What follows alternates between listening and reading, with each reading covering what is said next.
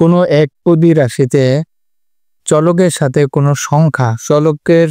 কোনো সংখ্যা গুণক হিসাবে যুক্ত থাকলে ওই গুণককে সংখ্যা সহগ বা শুধু সহগ বলা হয়, সাংখ্যিক সহগ বা সহগ বলা হয়।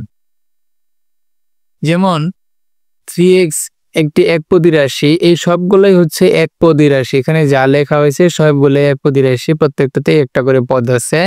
এখন এই যে x যে চলকগুলোর সাথে এই যে 3x পদটিতে, হ্যাঁ, এই রাশিটিতে x হচ্ছে চলক, এই x এর সঙ্গে 3 গুণক হিসেবে আছে, সুতরাং 3 হচ্ছে সহগ।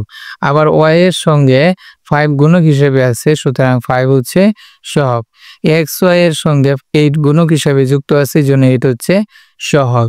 আবার 9 এর সঙ্গে এর সঙ্গে 9 গুণক হিসেবে আছে, সুতরাং 9 হচ্ছে সহগ।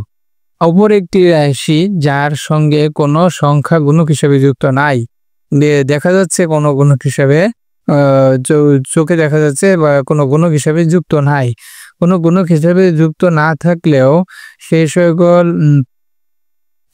সকল চলকের জন্য সহগ থাকবে, সহগ হবে 1। কারণ শুধু b লিখলেও b এর সঙ্গে আমরা 1 গুণ অবস্থায় আছে, আমরা জানি b এর সঙ্গে 1 গুণ করলেও b থাকে, সুতরাং b এর সাথে 1 গুণক হিসেবে যুক্ত আছে, সেজন্য এই শুধু b এর সহগ হচ্ছে 1।